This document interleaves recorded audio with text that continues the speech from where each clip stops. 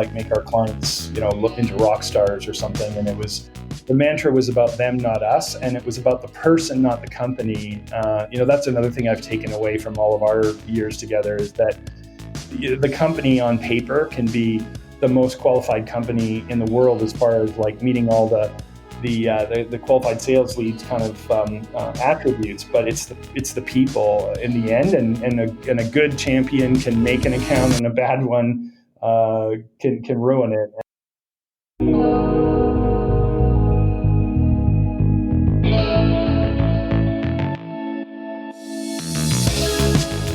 Aloha, and welcome to another episode of the Groundswell Marketing Podcast, where I connect you to outstanding humans and sustainable ideas. I'm your host, Scott Martin. And today we have it's going to be a two-part series. I'm we're having a conversation, and it's with my longtime business partner with a company called Strategic Direct Marketing Group, Mike Allan. And Mike Allan and I, over 10 years, we worked together. We actually were, I guess you could say, semi-competitors. We kind of cover that in the podcast. But over 10 years, we worked with the Detroit Pistons, Best Buy, Sears, WestJet, Canadian Tire, and we talk about all the amazing stories, and we have a lot to tell, and he is downright funny. So this is a really good episode. You want to get, a little bit into the backstory. I think you're going to find it absolutely hilarious, because we just riff, and we kind of go in the deep end. So this is part one, and I guess let's just paddle in.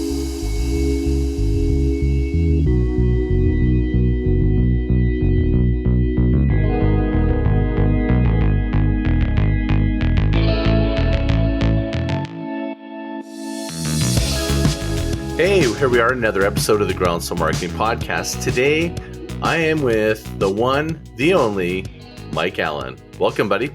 Thanks, man. Appreciate it. So, everybody that heard my intro, I'm going to give you a little more detail here. Mike and I go back, 20 years. Yeah. Right? 20 years is when we first met.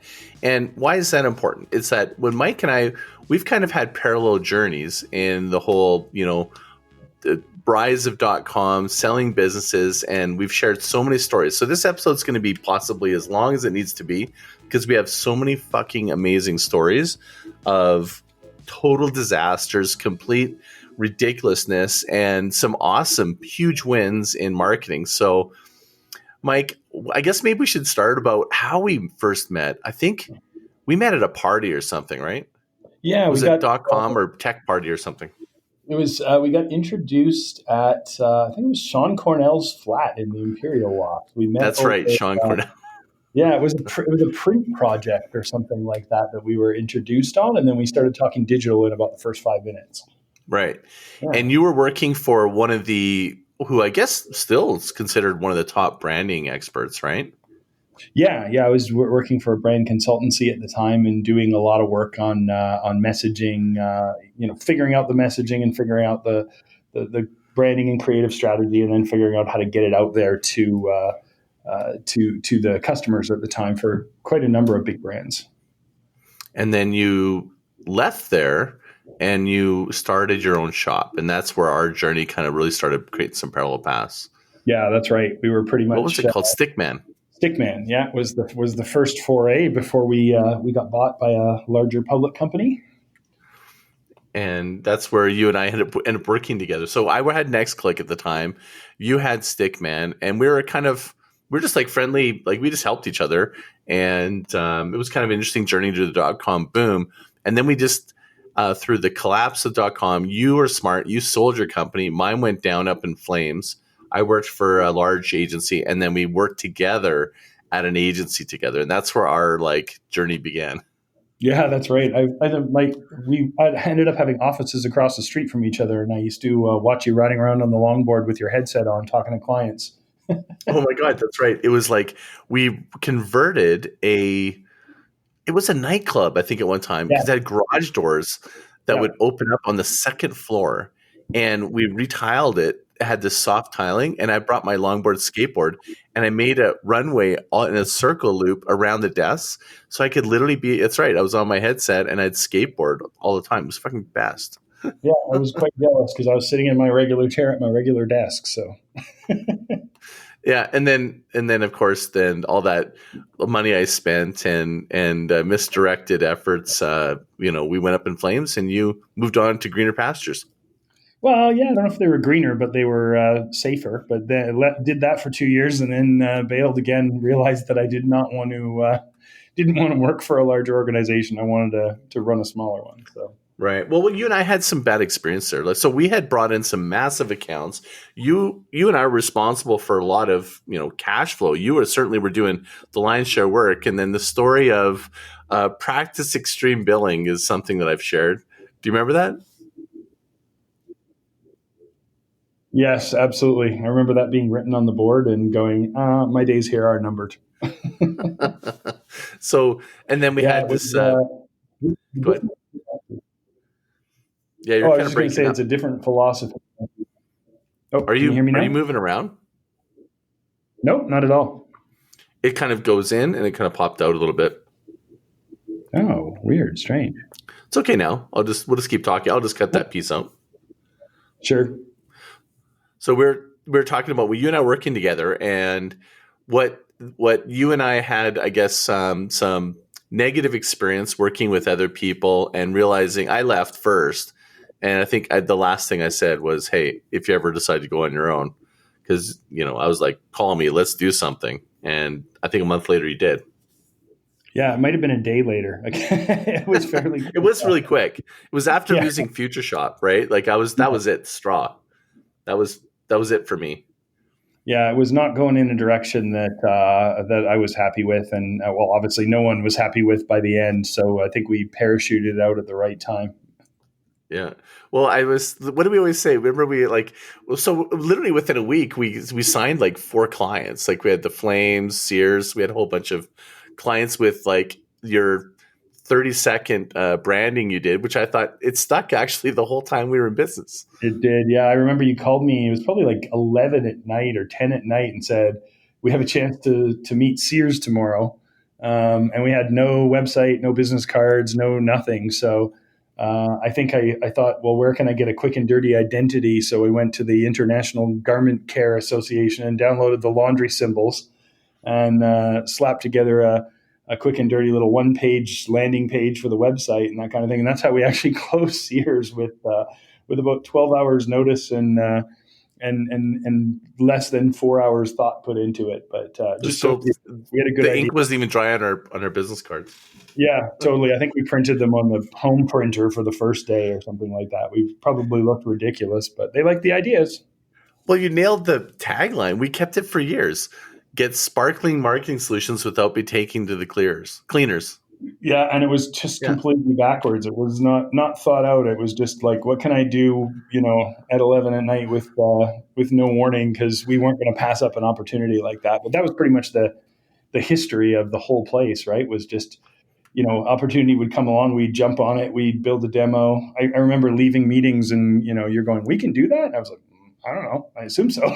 And then we would figure it out, right? We would just, it's the classic identify the problem and then come up with a solution. And because in those early days, we didn't really have anything to sell that was pre-built, we had to solve their exact problem. And so it's a really good way to sign up new business, because we had no preconceived notions and we had no legacy infrastructure. We were just going, what do you need? And then giving it to them.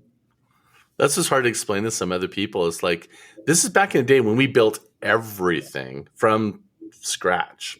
Yeah, there were no real frameworks. There were no real tools. I was talking about one of our airline projects to someone the other day and saying we had the desktop pop up for the airline. They were like, why would you do that? You did it through social media. And I said, because there was no social media. It didn't exist back then. It's really hard to explain to people now.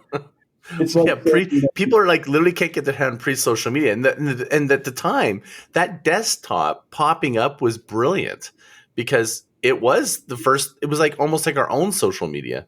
Yeah, it was a desktop alert or a push notification and everything before those things really were things. So it's very funny to explain that to some of the younger team members now. It's like trying to explain what it was like before, we had cell phones or the internet or anything like that. Yeah, and the process we had to go through to get approval, to be able to tie into the their ticketing system and revenue and stuff, that was just that was like probably one of the most complex things that I think we did together. Yeah, there was a lot of integrations that were not, nowadays everyone has an API, almost everything's interoperable. The integration discussion is usually pretty quick. Back then it was, everything was custom, everything was some sort of weird little bridge between systems. Even the big enterprise systems didn't really have good ways to integrate with them, and no one was really thinking that way back then. So yeah, it is a whole different world. Now that discussion usually takes about 10 minutes, and you get the API docs and you're up and running. Yeah, it's moving at a much different pace. And I remember, like, you and I, I'm thinking of the story of the fancy talking, shirt wearing guys. Shirt wearing guys from Calgary. Yeah. We had a really cool strategy of like working business in Toronto and Vancouver. We'd fly in and we had so much fun pitching business and flying in. I was like, I look fondly on that. Like, that was such an adventure. But the story goes is I'll let Mike you can probably tell a little better, but we were working with Coast Hotels and on loyalty platform. And I don't think anyone gives a shit if we say that it's Coast Hotels on here or not. Like, this is ancient history, by the way. Like, we're talking decades ago. So who cares, right? And we had the opportunity to, what was it that we were building? Was it loyalty? Yeah, it was basically a tie-in to the to the website and live chat. There was the communications component kind of before chat was a ubiquitous service, and then that loyalty side as well.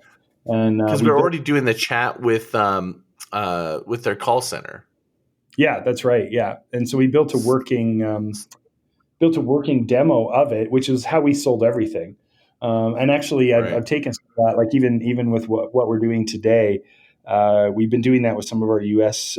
Prospective customers, building out a demo, and we had our quickest sales cycle in history, an enterprise sale that basically was sold in a week and round trip starting to test in a month, which we've never done before. So we kind of went back. That's like your signature move. Yeah. Kind of went back to the roots of building out the working demo during the pitch process, and you're taking a chance, but it really works, and that's what we did for Coast, and it worked. So we basically we went into the boardroom. We had this guy come up from the US, and we literally did this incredible presentation. Mike worked like a crazy man for I don't know how long it was for it to actually work. And when we said that we were going to do this, we didn't have it built. We just said, yeah, we're going to come, we're going to show you. And they didn't, the one guy didn't believe that it actually was functioning. Yeah, that was the most confused I've been in a boardroom setting, because we were, swiping cards and debiting points and spending and earning and all on different machines at the same time in real time. And the Canadian team was blown away, and the one guy from the US was going, but how's it actually going to work? And we're like, exactly like this, but when's it going to be actually functioning? And I was very confused. I was like, you literally could use it today. I mean, it wasn't ready for prime time. It would need lots of testing and stuff, but if you were using it right now with live customers, it was working. And he was just not getting his head around it. And that's when he called us fast talking, fancy shirt wearing guys from Calgary. But yeah, that was very weird.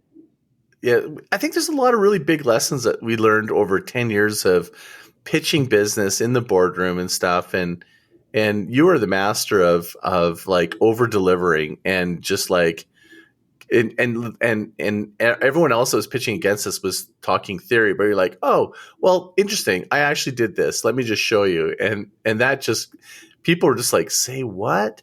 And we invested so much, and it's probably a good lesson for people that are listening, like, trying to get high value customers. So many people now wait and almost like have to charge people even to meet. And if you really want to move the needle, sometimes just show up with value and take a risk. It paid off tons for us.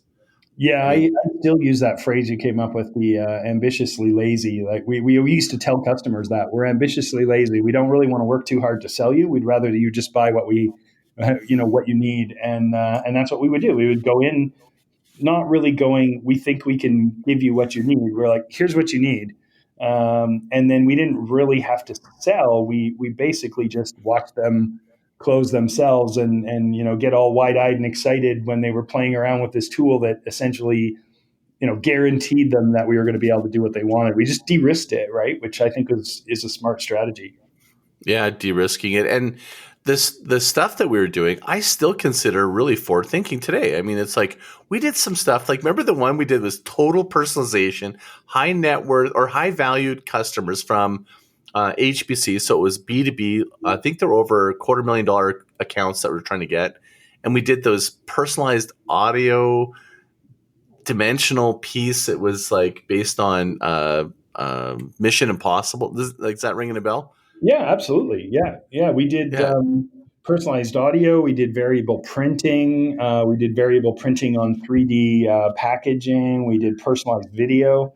There's a lot of things that you look back on and you're like, personalized video, whatever. I've seen it, but you didn't see it back then. It was very, very new. I think the first campaigns I ever saw that were for larger scale campaigns using personalized videos were a few years after we first did it on a B2B scale. And it was things like, the Breaking Bad and Dexter promotions for those new shows when they first came out, did some variable video. And that's probably one of the first examples I ever saw besides us. We didn't really even know what to call it back then. It was just a thing that we made up at the time. Just personalization. We're just going, how do we personalize every interaction wherever possible? Yeah, nobody believes me. I wish I'd kept those files, but the Valentine's Day promotion when we recorded the cheesy 80s rock ballad for the love song for our clients and actually threw their name and company name and everything into it. Oh my God, I forgot about that. Okay, walk me through that one. Because that's the SDMG Loves You campaign we did, right? Yeah, so I think you started with the idea that everybody does holiday greetings the same and at the same time. And let's do something different. Nobody celebrates Valentine's Day with their customers, so let's do the SDMG Loves You campaign. I think we ran different campaigns for like 4 or 5 years, right? Yeah, remember the one year we missed it and then people called us going, "Where's my Valentine?" That's when we knew we nailed it. There was a lot of people that people in the offices were using our stuff and messing with their other staff and really having fun with it. Everybody really liked it. But that was the one that I was thinking of was the love song. So we wrote and recorded an original cheesy Poison style 80s rock ballad for a love song to our clients about how hard we were working for them. And then it would actually use their name and everything. And so when they entered their little pin online, they got the little video presentation and the song, and then they could pass the song along. And that was when I started to kind of realize that we were looking at the tracking afterwards and the people who signed up because of the forwards and going, man, all of our clients are forwarding this thing to a bunch of their colleagues in other companies because they're in it, because it's about them, not about us. And we got tons of viral, tons in the B2B sense, right? Not thousands, but tens of really good leads because people would rather, forward something that is relevant to them than to us, right? It was like 600% or something. It was like you don't normally see that. Normally you're like, hey, we've got 80% response rate. We're like over on the other side where people didn't even expect that they would want to play it again and again and again. Yeah. Totally. Yeah. No, some of those things are the things I remember the most is the things where, the other one was the Dr. Days Off shoot for SAS Tourism, which was the vacation intervention. Yeah, that was hilarious. Yeah. Oh my God. And we shot that at my house. Yeah, we did the video shoot and it was, probably the top production value shoot that we did in those days. Really, really came off looking pro, but the concept of a vacation intervention. So, the protagonist comes home and his family is challenging him to get off the addiction to going to the same place every time and try something different. And it was funny. I think it was pretty witty. It went off really well. But then we had all the ancillary stuff. So we did the variable video where you're actually in the video, in audio, in writing, your name's written down on the clipboard. You are the protagonist. You're the subject of the vacation intervention. And then we did all of those mantras, the daily affirmations you could download that I'll do something different and I'll try something different, all the little audio clips.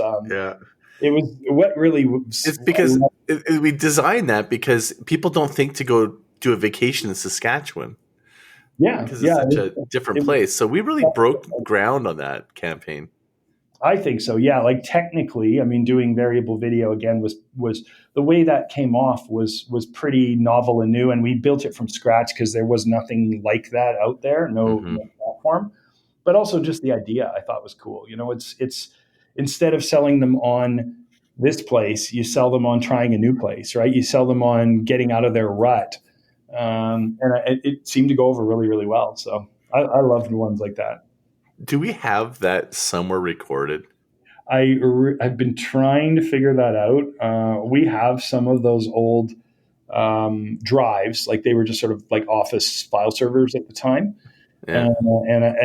There's just so much content, but I do intend one day to sit down when it's not quite so busy and try to find some of those old things, the Travel Alberta puppets. So everybody, we came up with this idea. It was actually after Team America had come out, right? Mm-hmm. And was that right? That seems like it was Team America came out, and you and I were trying to figure out how to actually do something different with Travel Alberta in province tourism. So we actually created these puppets and shot this, and it was like the whole process is just ridiculous. I can't believe how much work we put into that. That was like amazing. We learned how to puppet. We preceded Pixar by a couple decades on doing bloopers for animated characters. Right, we shot a whole blooper reel, even though there was no. Oh, right. Yeah, and they'd be bleeping like bop bop bop bop, like they were like swearing and stuff. Yeah, but yeah, Do we have that somewhere on video as well? Like, I feel like, by the way, if anyone's listening, if there's a show note, I will make a link, even if it's after the fact and you record this, and I'll have a YouTube link, and I'll just make like every time we bring something up, I'm going to make like a little montage, maybe on YouTube or something. So. Yeah, I would love to find that stuff just for nostalgia value. I haven't seen it for, it's been many, many, many years. So I don't know. We're the worst agency. You know why? Every other agency like packages, repackages, and did such a good job of like presenting all the work they did, even though it was like kind of like shallow. But we do this really intense, really complex, really high value, intricate, different, innovative, and personalized. And we never really we're like on to the next thing. So yeah, we didn't really tout it enough for sure. Although the other thing that I always refer back to from those days is our client account books, our annual book that we gave to the clients. That that to this day people gold. Out. Yeah. So let's describe that. So tell them. Yeah, so it was an actual, like a coffee table book, basically, that was, really nicely printed and produced and bound. And we gave clients an annual summary of everything that we did for them. So it was a bit of, creative, sort of memory lane. This is all the things that we covered off. It shows the volume, first of all, of the work we've done and the depth and breadth. It gets them remembering the cool creative components. But then the most important thing was the numbers. So we basically, again, kind of early days for that whole results-based, advertising and marketing type campaigns. But we would show, the reach and the conversion funnels and all the different methods of getting conversions and how much we cost per conversion and all those things kind of way before that was really mainstream. But I think the idea came from the fact that we were sitting around one day going, well, we don't really want to rely on the clients to, the client's memory in terms of what we've done for them lately. So we'll give them because we do so much. Yeah. I mean, some of those things we even would go back and surprise ourselves. We're like, I totally forgot we did that back in March. There was 6 trade shows in March and April alone that by December, even we had forgotten about. So the book was designed to remind them what they think of us as opposed to relying on them to to remember. And it worked. I have those books still.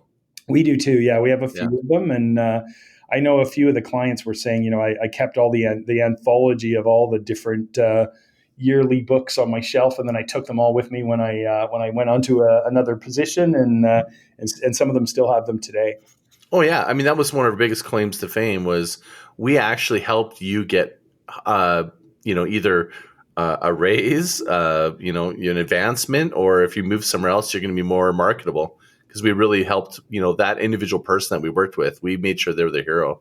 Yeah, I think that was part of our mission statement.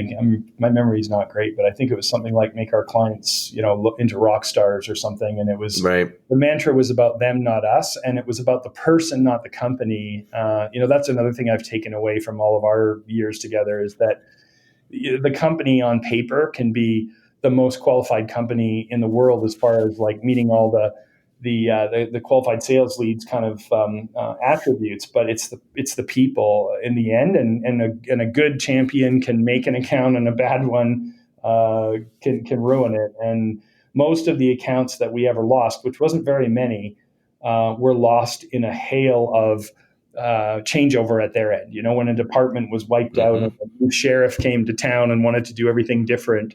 That would be when the account was at risk. But as long as our champions were there and we were still working with them, we could usually hang on to that thing. I mean, actually still have some we of those survived. clients, My right? biggest story I love about this that are still clients of our company now. Sorry. I kind of cut you off and I didn't mean to do that. One of my favorite stories about this that you're talking about with this making the account person our hero is HBC, where they went through multiple agency changes, ownership, I think once or twice, I can't remember. And people would come in to try to fire us, and we just go, "Here's your book." They're just like, "Yeah, you're going to stay where you are," because there's most agencies, they come and go in their branding and stuff, and they have a hard time defending their position. But we were doing all the hard work, like all the direct response stuff, and we recorded it all. So it just made it easy for renewal and defend our position. Yeah, I can't remember the numbers, but I think it was like the big 2007 retail meltdown. They had something like 22 vendors, and they jettisoned all but 2. And the fact that we were one of the ones that stayed was, I think, due to the fact that we could defend our position financially, as opposed to just like, look at how great we are to work with, or look at what type of work we do. It's like, here's the numbers. And I think at one point they were going to break our contract. They were just in every retailer at the time was in such turmoil. And then they just realized that financially it was not viable to do so. Like, they were making so much more off of us than they were paying us. And we were one of 2 who could prove that. I think St. Joseph's or whatever was the other one with all the print work. I know. And we had that account for almost a decade. Yeah, and we still have it today. Oh, you're working with them now? Yeah, well, just very small scale, but that all that system is still up and running for like Cantyre and HBC, Lord & Taylor, Saks. All those ones are all still running. So. Oh man, that's great that those relationships are you've still been managing them. That's incredible. So everybody that doesn't know that Mike and I we haven't really caught up. Like, we've parted ways. What year did we close SDMG, or we sell it? Sorry. 2013 or 14. Yeah, that sounds right. I honestly can't remember. 6 years ago. It sounds about right.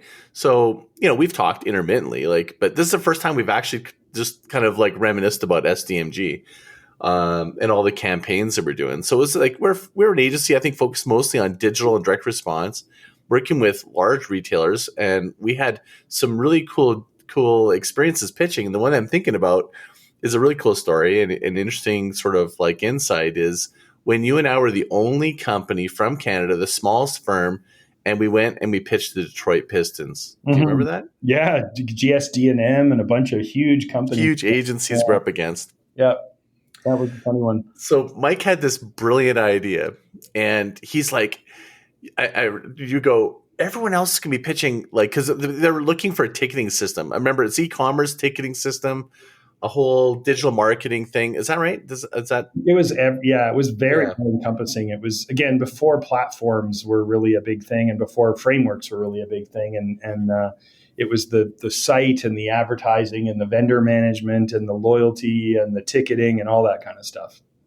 That's when I'd see you in your magic. When the possibilities would be huge, the client would be unattainable by any of our peer standards. Like anyone in our city would have died to have an account, and you're like inspired. And then you go, "I've got it. I know what I'm going to do." And you did a total tech solution, if I recall, but we presented it with Mad Men blackboards and sketches. Do you remember that? Yeah, absolutely. Same with levity. I mean, that old school approach worked really, really well because Levity. Oh, that was in LA. That's the comedy clubs. Yeah. Oh, yeah, that's right. Yeah, I know there's so many of that, right? I forgot about that. We fucking were like everywhere. So anyways, so one of the positions was, I think we also, this was your strategy, I think, was we want to pitch last. We always try to go at the very end. Yeah, remember that? Cheat if you can, right? Like the try to bend the rules to your own benefit, right? Yeah. So we go, we'd like to, like, we just find a way to make sure we were the last in line. We didn't want to be the first. And everyone else went into pitch, and we got to have feedback because there was this huge boardroom. Remember, there was like some crusty old men. It was like a horseshoe boardroom, 20 people or something, and everyone else was pitching a ticketing system. And we came with these blackboards, and we pitched, no, you need sales. You need a sales system. We don't need a website. Sorry, they were selling a website. And they had these like massive digital prezos and stuff. And we came in like total low tech and just like kind of hit them straight at the nerve of what really they were after.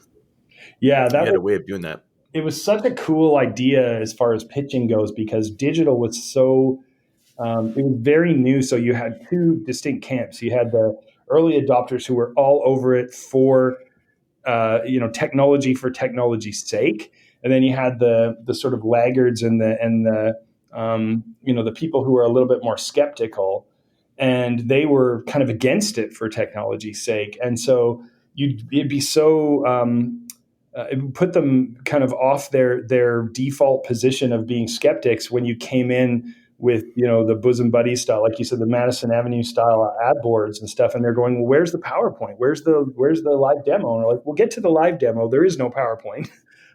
It's the boards. And we did that with a number of different campaigns. We did it with WestJet as well, if you remember. Yeah, I mean, once we did it with Detroit, we were like, we're on to something, because everybody's expecting. We have all the power of graphic and design and your wizardry with programming.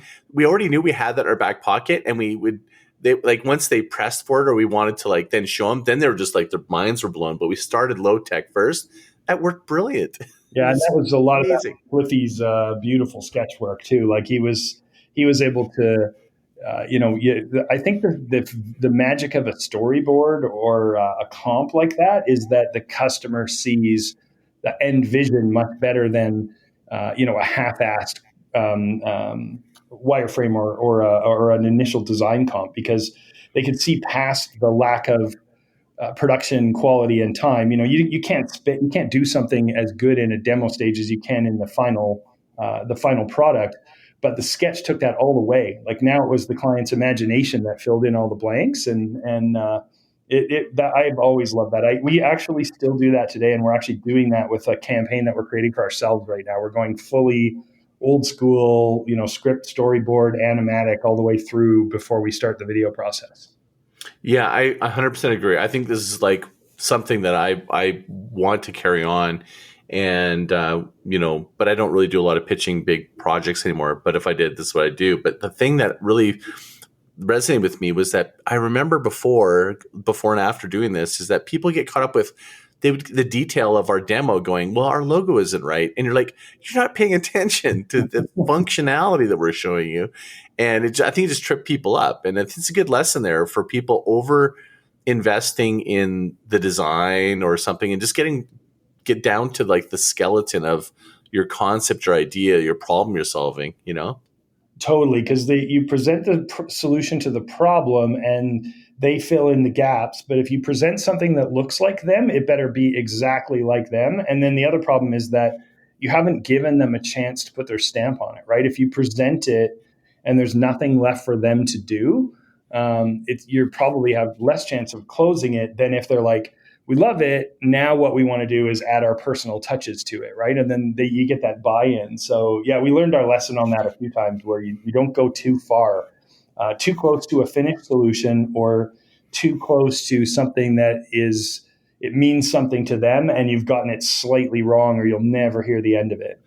Right. Yeah. And I remember that part of the process that we developed because we wanted them to be invested to see their own input into whatever we do. At that point, they couldn't turn against us because they were in it.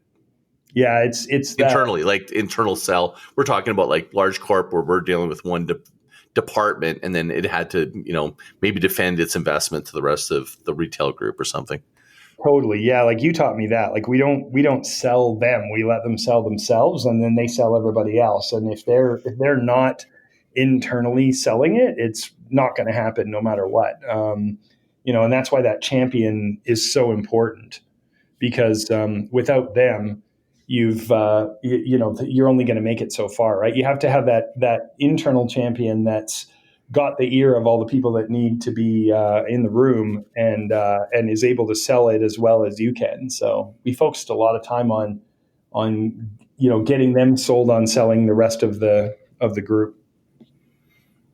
Yeah, there's just so many stories and lessons of running that business. I think about, now when people are trying to do user generated content contests, and we did it before there was even like smartphones. We did one with Chek called Check My Moves. And it was very beginning of digital filmmaking. Do you remember that? Yeah, it was like crowdsourced content for, again, no YouTube or anything back then, if I remember correctly. It was really early days. Yeah, so they would display the video. We had to actually put a player on a landing site for it to be shared, and people would share their Chek moves. Oh yeah, the commercial shot with my son. We did like some digital commercial promo for it or something. Yeah, I vaguely remember that. I remember filming in some of the stores, but I think that might have been for Sport Mart. Yeah, I can't remember the details of that. Sport Chek was another one. We did some really cool things for. We did that sort of crowdsourced video concept. We did the sport text contest, so an early SMS promotion. Oh yeah. We did the Forester, the Subaru Forester. Well, that one's infamous. I mean, they came to us wanting to buy a list like that. That to me, I tell that story all the time about telling people like, stop looking outward, look inward. Maybe, let's walk them through what that whole problem we were solving. Because at the time we're working with one of the largest retailers in sport. In Canada, it's the largest. It's called Sport Chek. And we're in the boardroom and they wanted to approach us for yet another contest, but this was going to be a big one. Yeah, so we loved contests. They worked really, really well, but they wanted to give away a Subaru Forester, which is an outdoor SUV type vehicle, like sport utility. So there was a slight fit there, but our issue was that we didn't like giving away cash or cars or anything with universal appeal because we could generate lots and lots of, whatever it was, member signups for the loyalty program or whatever the goal was. But we got a lot of bad ones too, because everybody wants cash and everyone wants a car. So we like prizes that were relevant. So if I remember right, what we did is we said, okay, we'll give the car away. But we flipped the script and we basically said, it's not you entering to win a car. It's the car reaching out to win its owner. And so the car was pitching what it wanted. And every week it was like, I want someone who plays racket sports. I want someone who does, cross-country skiing or hiking. And it was a really odd kind of campaign, but the Subaru Forester was personified and it was looking for an owner. And that was how we got around our aversion to a generic prizes, is by making the prize non-generic and by telling the car telling you that it wanted a sporty owner. And then over, I think it was 8 or 12 weeks, I can't remember, of the campaign. Yeah, it was serialized over 12 weeks. Yeah, drove people into the stores, and then they got receipt codes on the till tape that actually would give them additional entries. And then every time you went back or forwarded it on, you got another message from the forester. So it was well, and then we featured sports from different areas because we had to convince them, why don't you showcase your own product? Yeah. So we did that in the email follow-ups through the course of the program, which worked really well. But ironically, what you're describing is not what I was referring to. Oh. I totally forgot about the creative. That was super brilliant. And that was you that came up with that. The one I'm referring to is they wanted us to spend like a ridiculous amount of money on buying a list. Yeah. We had a number of customers do that to us. I can't remember. I do remember their list being. We doubled it. Yeah, it was like in a couple thousand, and by the time we're done, it was in almost 10. Yeah, and that was after they thought they had it like 5,000, and then we went, no, you got duplicates, you've got like ones that don't work, and we chopped it down, and they were like so sad. They're almost mad at us, but we're like, we just cleaned up your list. Yeah, I think one of them, I'm not sure which one, had a list of 380,000 subscribers. And it was several different lists gathered in several different ways over. That's Alaska Airlines. Yeah, and they we dwindled it down to you have about 120,000 good ones out of 380,000, and that's the one I think that you're talking about where they were going, well, no, like we need to quote the 380,000 number to our management team because that's what they think that we have. And we had to convince them going, did you gather these yourselves? And they said, no, it was like over years of former marketing people. And we said, well, would you rather have a 120,000 person list with, X response rate, or a 380,000 person list with, 1/4 X response rate? And that's how we convinced them to go, it's not the top number, it's the bottom one, right? You don't want bad names on your list for the sake of having a bigger list. You want a list of productive customers that wants to receive your communications. And a bunch of different people did that to us. They wanted the size of the list to be the arbiter, not the quality response output at the bottom. Yeah. Yeah. And they actually what they didn't understand also is that actually wrecks your results. So you're almost tainting your own result when you're doing a good job. So why would you do that? Totally. Yeah. And I think the other one I think you were talking about was the local ski hill, who asked us how they would buy a list of local skiers. And I think I said to them flat out, and I hurt his feelings. Wouldn't you have the list of local skiers if we're looking to buy a list? I think that you said that. If the world asked me that, I would call you. I can't believe you don't have that. And then we found out that their sign-up forms, their sales forms for the season passes, and their rental forms they throw them out. Yeah, they tossed them in the garbage, and they didn't have an opt-in where you could actually receive info. So we ended up talking ourselves out of a job because they wanted us to buy a list, and we convinced them that they could do this all themselves. They just do it themselves. Yeah. But it was the right thing to do because it didn't make sense what they were saying. We worked ourselves out of so many jobs by helping the client, but I'm still hasn't hit the mark that I was talking about for Sport Chek. Oh. So I'm just going to detail it and you can just pick it up. So they wanted us to spend, I think, $30,000 on a list and to basically ensure that this contest, because we're going to give away all this stuff and they wanted to ensure its success. And we're driving people to the store. How many people come in and out of your store every day? Like, why wouldn't we just work the list within the store? Yeah. Was it right? Like, or was it Sport Mart? I can't remember which one it was. They're all blending together. But the idea of we flipped the script and went, you have the people that are anonymously already targeted. You already spent all this money with the ad agency driving the store with TV ads and all this stuff. And they're just anonymous. They come in and they leave. So why don't we activate them and then track them, personalize to them, and then be able to increase their average time, or I think it was average shopping per month or a 2-month period in store or something. I can't remember what our metric was. I think the metric was that the average person visits once every 2 months, and we got it to 3.8 times in 1 month on average for the 2 months of the contest. Right. It was amazing. Like I think they at the net was $2 point something million in sales. And it was just from measured by purchases because it was on the till tape. So it wasn't just visits to the store; it was visits that resulted in at sale. least a purchase. Yeah. No, That's right. Because we did do that. yeah, I keep thinking about, I did so much stuff in Lissa. We did a lot of different initiatives, and I'm thinking about the Jose story. Um, I don't know if you recall this, we thought we did something wrong, and we were flying to pitch the Detroit Pistons. We're in the hotel room. It's like 10 o'clock at night, and the servers are going down. We're running a contest for Alaska Airlines.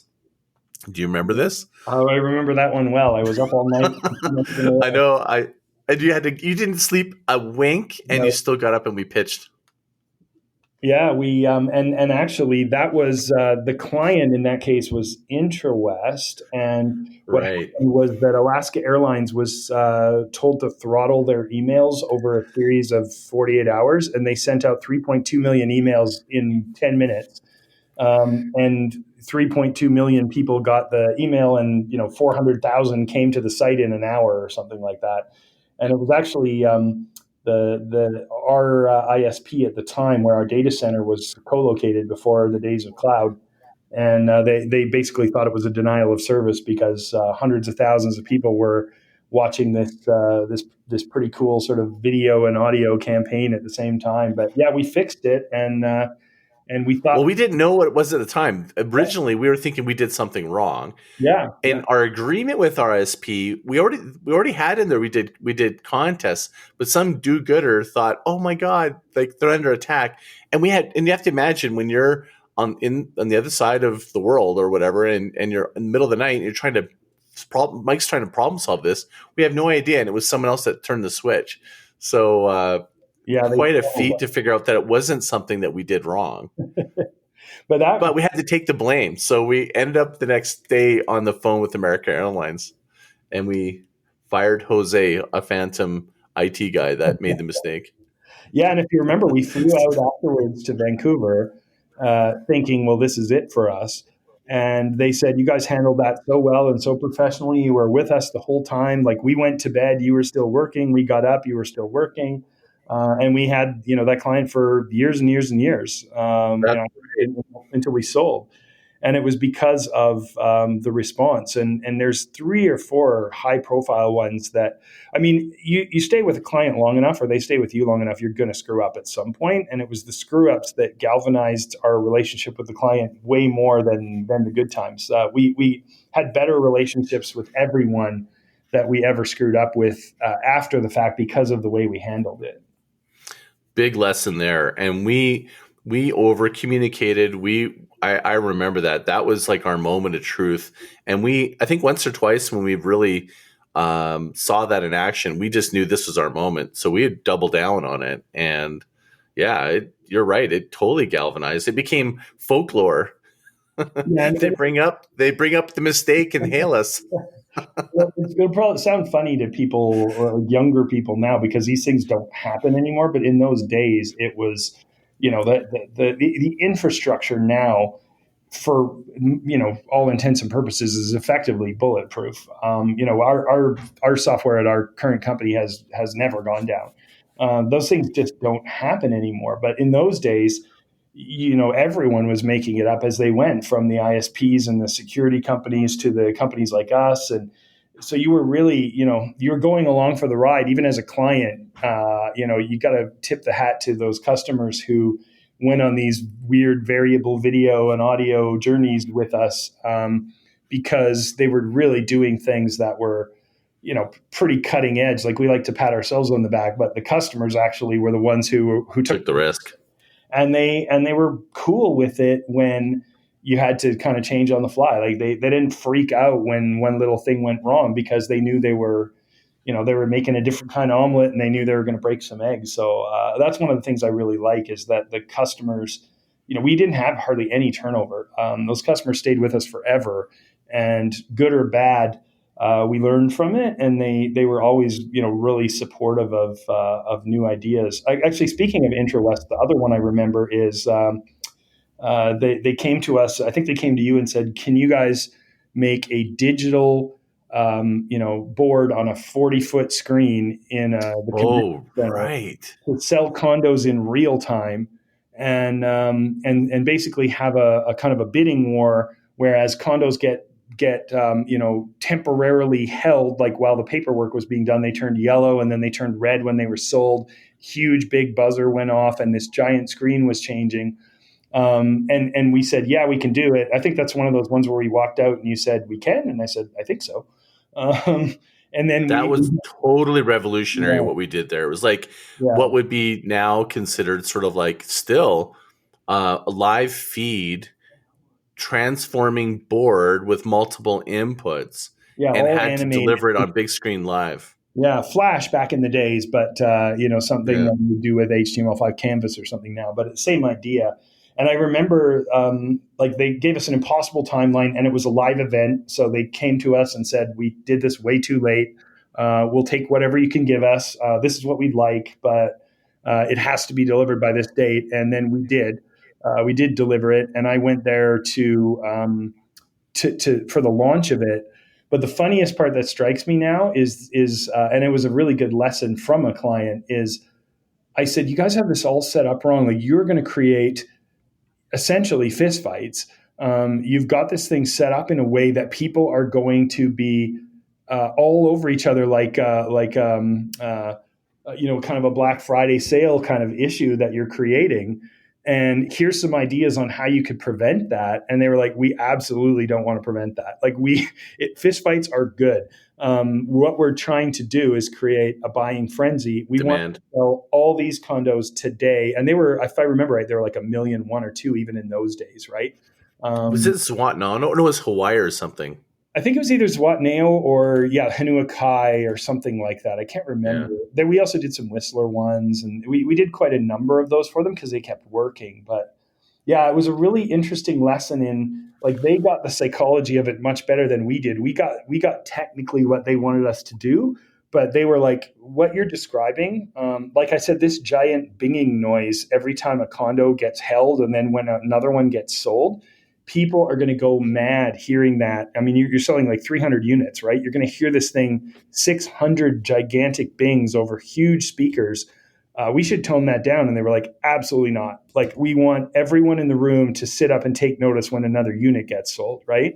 And I said, well, when like the nice corner unit gets sold, they might just go, well, that was the one I wanted, and bail. And they said, no, they will not. They'll be in a frenzy to buy whatever the next nicest one is. And they were right. Those things sold out in like a day. It was the craziest thing I've ever been part of, as far as like the psychology of what makes people buy that kind of luxury high-end item. Yeah, that I wasn't there, but you told me the whole story, as you came back and so forth. And I think that's one of the things that we really try to get inside of, was the psychology of the person that's buying or receiving the content or the marketing piece that we provided them. And I think of the HBC where we had this, was it tarot cards or something like that? It was like a dimensional box. Yeah, I can't remember what was her name? We named the campaign after Madame as well. And we had Blanca dressed as a gypsy or something. Yeah, it was Madame Cadeau, because that was sort of Lady Gift, right? Like, it was a gift card promotion. For HBC gift cards, yeah. Yeah, and so she actually read your fortune, and that was personalized based on the volume that you had been doing, whether you was using personalized gift cards or not. We were using data points from your account history to feed back to you a customized tarot reading, which was basically your future with us as a client and what we recommend that you do. So that was another one that used variable video and variable print in the same campaign. And we made sure it was dimensional, guaranteed delivery. Like, we were really focused on the results. We got, I think on that one, like whenever we spent that kind of money in that sort of program, it was like 100% open rate. I don't think if it got returned, and maybe if somebody didn't open it, but pretty much everybody, I think we engaged with everybody on those things. Yeah, we had a number of those ones that just worked like gangbusters. Another one of the ones that worked way better than we thought, and we were really nervous about, was the SDMG Down Under campaign when we started getting some Australian interest, and then we started pitching. Oh my gosh. Yeah, Australia. You're just tapping into stuff I've completely forgot. So we were trying to pitch ourselves going down under. And I remember, and I was trying to figure out, how am I going to make these calls to activate business? So everybody, background story is Mike's wife is from Australia. We're trying to scheme on how we can get business. We conquered getting tons of business from Vancouver and Toronto. Now we're going, let's go to Australia. That way we can travel there, and which we did. Yeah. But tell me, okay, remind me again, what was the Down Under campaign? I vaguely remember it. Yeah, we wanted to do something arresting, because the issue, and again, people won't get it now because you can, it's easy to have clients all over the world now. But in those days, all this communication that we have now wasn't really there. And so the nervousness of customers, and the ones that we had met the first time we were there, were going, we love you, we love what you offer. We don't think you can support this business from this far away. So we thought we'll make a concerted effort to basically go, we're coming there guns a-blazing, we're landing on your shores, and we're going to sort of develop a permanent beachhead. And the campaign we ended up coming up with was this SDMG Down Under, and it was basically a dimensional mailer, a box with a bunch of stuff inside the package, and then links to variable videos and all this kind of stuff. It was very, very sort of multi. Were we introducing ourselves in those videos? Like, I can't remember this. What it was the box was a picture of like a couple in bed with just their feet sticking out. Oh. And it was this dirty sort of naughty us getting in bed with you, and let's talk about how to get together. And it was sort of like we're looking for a one night stand right now, but we're definitely looking for a long-term relationship. It was definitely arresting. Yeah, we got SeaWorld. I think we got a meeting with SeaWorld. We got some big fucking meetings for that thing. Probably, yeah. Like I think it was very, very limited target, right? We picked really, really high value customers. We didn't go after anybody small. We thought, like, if we're going to build an anchor, we need, sort of 3 or 4 big ones. And I think we sent out, if I remember right, something like 39 of them was the list that we finalized. And I think we got like 14 meetings. Australia Zoo, Virgin Blue, Ozstar, Telstra. Virgin Blue. Yeah, Virgin Blue was the Virgin low cost airline. Not Qantas, but the other guys, Jetstar, I think it was. Mm-hmm. SeaWorld, NARA. Like I can't remember all of them, but that was probably set the record for a response rate. I think it was over half of the customers took a meeting, which was pretty cool. And, dude, we were a deadly team, man. Like, I was Mr. Relentless on the phone, making contact, creating massive activity. You're Mr. Tech, amazing ideas on how to do things different, and just like over delivered. Like, I can't think of how many times like I'd go to bed or we'd leave the office. You go, yeah, okay, I'm gonna think about doing this thing, and I'd show up, and you go, okay, I want to show you. You'd be like, hey, come over here. I usually knew that meant you're gonna show me something, and then you'd pull up on your screen. You worked all night, and you built this. I can't tell you how many times you built like systems or tech or something, or you invent something. I worked. Those 10 years were so incredible for me, because I just lived in such joy, because I always felt there was always creation with you. Like, you're always creating things, and you're so innovative that that was great. Like, I look back so fondly as like, that was such a great, it's like we dated for 10 years and it was a great relationship, but we just had to move on to a different relationship.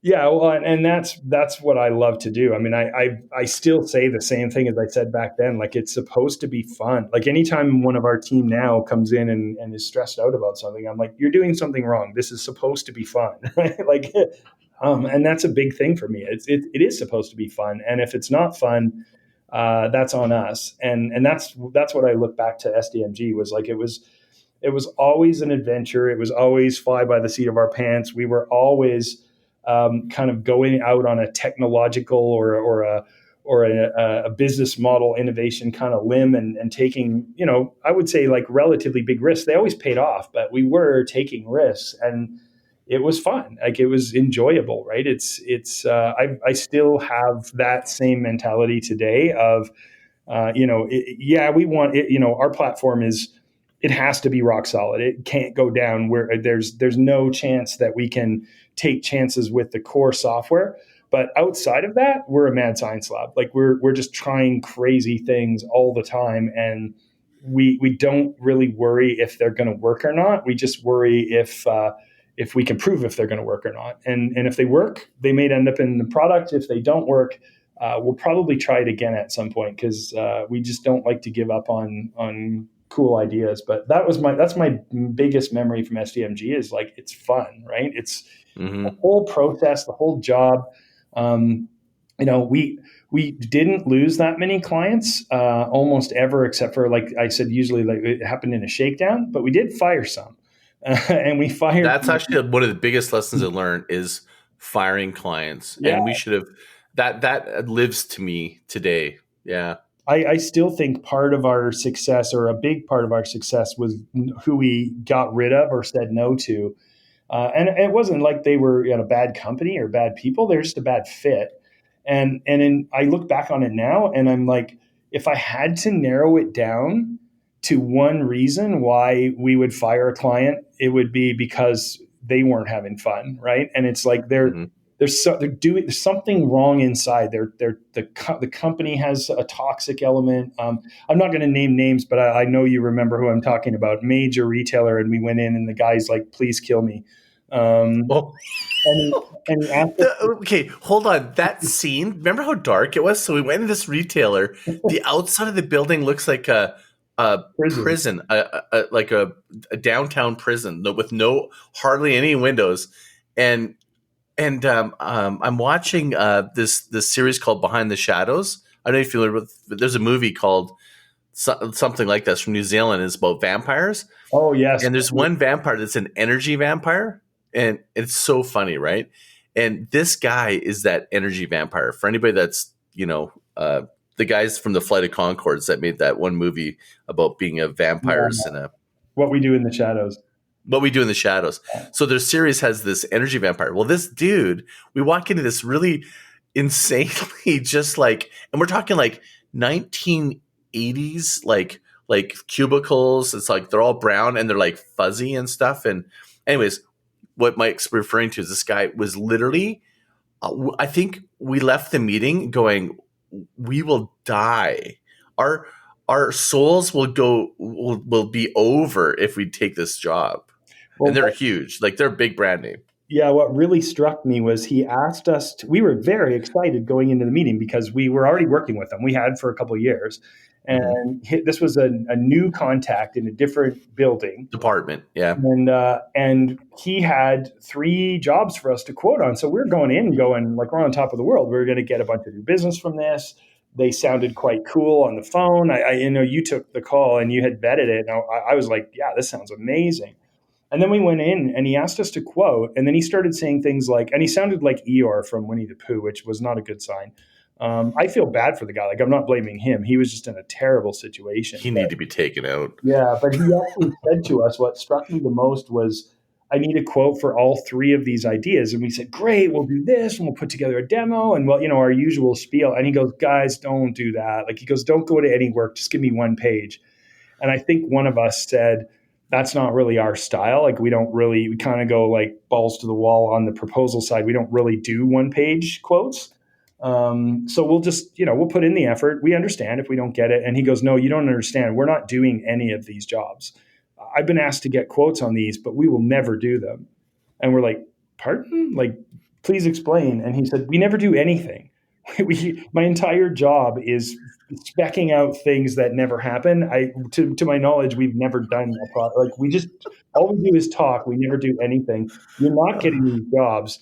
Don't waste a lot of time. And I think we just went from we'll pull out all the stops to let's not even, we don't do 1-page quotes. We're not going to do it. But I think we both left there going, if that guy was a dog, I would have put him down. I felt so bad for him. It's just like, how can you live your life like that? And work is a huge, huge part of your life, whether you're an entrepreneur or you work for someone else or you're a freelancer or whatever.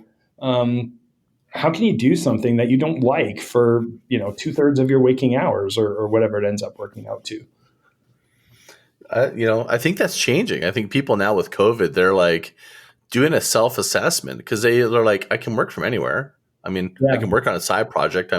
My boss can't see what I'm doing, and it's like, I think that's opened the door for people to see that. Like, I've been working out of my home office since I left at basically SDMG, and never looked back. COVID is just like, this is how I've been working. And I do what I love. But, I think people are really opening up their mindset to, like, you need to enjoy what you're doing if you're going to be doing it nonstop. It's like the prestige of the job and the office, it's kind of going away if you're not going to go in an office. Yeah, I've talked to so many people about, this generation, or the newest one, or the millennials, or I don't really know what all those different Zillennials mean, but yeah, they're so terrible and they have no loyalty and they move around. And I'm like, you're just jealous because they figured this stuff out years before you did, right? Mm-hmm. Like, there's nothing wrong with what they're doing. The problem for you, guys, like when you said like the old white guys, I was like, well, we are those guys now. Yeah. But I think one thing that I've learned is that when people lament the new generation, wanting this and demanding that and being entitled to this, it's like, yeah, and so did you, but you didn't realize that was an option at the time, right? And so it's just a bit of like jealousy that you didn't. There's lots of things. I look at my kids now and I'm like, man, they have it dialed in at 21 or 24. Stuff that took me till 35 or 40. I know, right?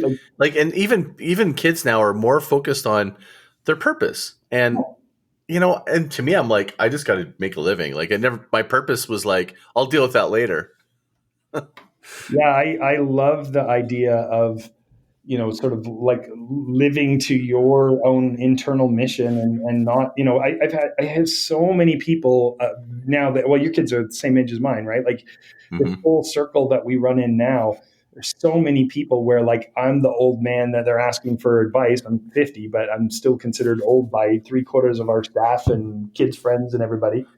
And they're going, well, what job, what area would pay me the best? And I'm like, why do you even care about that? Like, figure out what you want to do, and then the rest will follow. And if you're a great whatever it is, you'll probably do well. If you're a mediocre or half-assed, whatever pays the most, you're still not going to do well. Like the money is way less relevant. I mean, obviously everybody would like more cash, but I know so many people now who are my age they've just kind of woken up and gone, what have we done? Like I'm here, yeah, I have some cash, but I still can't retire for a few more years, and I hate my job. And well, you'll like this. You'll probably appreciate this more than anyone. I've had a bunch of people in the last little while say, "How can you take your phone on a vacation?" Like, or everybody thinks that I'm always on vacation, right? And it, probably the same as you. I am always on vacation, and I never am at the same time, right? But I travel a lot. Like before COVID, I mean, last year was a couple hundred days, more than 100 days probably out of the country.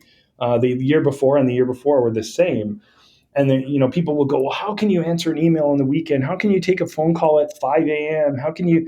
And I'm like, my whole life is a vacation. Like I'm on vacation at the office, I'm on vacation at home, and I'm on vacation in Europe or in Asia or wherever I am at the time. I don't differentiate that at all. I like all the parts of my life equally, and I enjoy the family time. I work with a lot of my family members, and I don't have this, I hate my job so much that at 4:00 I have to shut everything off. And, I'm not doing, mundane conference calls at 7 p.m. But when a client from the Emirates or from Australia or from France calls and wants a conference call, I'm going to take that call because it's money in my pocket and it's a cool opportunity. But I'll also go visit my mom at 9:00 in the morning one day, or go help out one of the staff move their apartment or whatever. Like it's hours of work mean nothing to people who like their work as much as the rest of their life. And to me, it's just, I have a bunch of hobbies, and one of them is work. I enjoy it just as much as playing a band or touring or skiing or traveling or whatever. And so I just keep trying to combine all those things. I'm like, where can I go? Like you said with Australia, where can I go where I can get a bunch of business? I really like going there anyway. And we can write it off. And I can, I can write it off, and I can add a week to the end, and I can send the staff there. I can't even believe Think of how many trips we did with our kids, and we just tied in business. So the kids had to play at the pool for the day while we had a meeting in LA and to try to work with one of the largest, comedy clubs. It was worth it. Paid off for the whole thing, right? Yeah. Yeah. And I think that's the difference. There's sort of people who get that and people who don't. And there's nothing, both of us are jealous of each other some of the time, right? Because I am jealous of the people who can shut everything off, at night and on the weekend, some days, usually, when something's not going right. But at the same time, like, your brain's the same as mine. Like, we'd be sitting on the beach, watch some truck go by and go, wow, that gives me an idea. And then you have the notebook and you start making, it's like our brains don't shut off. It's not possible. So rather than fight it and go, I need to check into some relaxation spa to get my brain to shut off, I'm just like, I'm not going to require it to shut off. I'm just going to focus on the things that I'm interested in at the time. And sometimes it's laying on the beach. Sometimes it's laying on the beach, coming up with a great new idea for a current customer or a pitch or something like that. Well, and a lot of people also, they go, how are you guys like traveling all you're doing like now? I mean, last year I had the same year, right? I was doing my whole big world tour thing. Yeah. And, and I go, because I get up at 5 a.m. every day. It's not because I wake up and I go, oh man, it's 5 o'clock. I'm up. I'm like pumped, man. I'm like, let's roll. But because I put the work in at this level, it allows me to do things that most people, can dream of. Totally. Yeah. And I mean, I'm definitely not one of those, like, I'm sure there are people, I hear about them that work, 20 hours a day solid. I'm definitely not that. I actually mostly don't believe people when they say that. I think you probably worked within those 20 hours in the day, but I doubt it was the whole time. If you do, you're probably not productive for 3/4 of those. I work in waves, right? Like, I'll get up at 4:30 or 5 and I'll work on something that's really requires some brain power, because my brain's wide awake at that point and most of my family is not. And then I'll have a coffee in the hot tub with Jody before I come into the office, or in lieu of coming into the office. And then, I have kind of somewhere between 2 and 3 and like 4 and 5. I have like a little siesta in my brain that no matter where I am at the time, I am useless during those hours. So I do some mundane catch-up tasks and filling out, forms that are required, doing some government. The middle of the afternoon for me. Yeah, it's like a lost time for me. So rather than push it, I'll just do the other high-value stuff, at night when I'm just catching up, or when, Jody's also works with us. So, she'll have something to do. So rather than get mad that she's doing something, I'll just catch up on something as well. And we spread the work out over whatever hours we feel like spreading it out over, but I don't consider that I work that hard, even though, it's probably a lot more than 8 hours a day, but it doesn't seem hard because I'm doing it because I want to. Nobody's telling me I have to, right? Yeah. Yeah, it's funny you say it, because at the very end of SDMG is when I kind of fell in love with being in marketing. That's actually, it was a low point. The only time I was like, I've always loved marketing. And I think I was just like tired of the business, like dealing with employees. And that's where you were like this. I think both of us didn't want to operate the business anymore at that point in time. That's when we brought a partner in. And I totally shifted out on cat skiing, content marketing, film. I was really inspired by that. But I think at that time, that's when I was like kind of not doing it at the very, very end, and was really happy that we sold the business. And then I shifted to working in film production, thinking that's maybe a direction I want to go, only to realize I'm an entrepreneur. I do want to work for other people, and I love marketing. And here I am. I almost felt like I had to have that bump in the road to really galvanize, like, I'm in my lane. I fucking love this.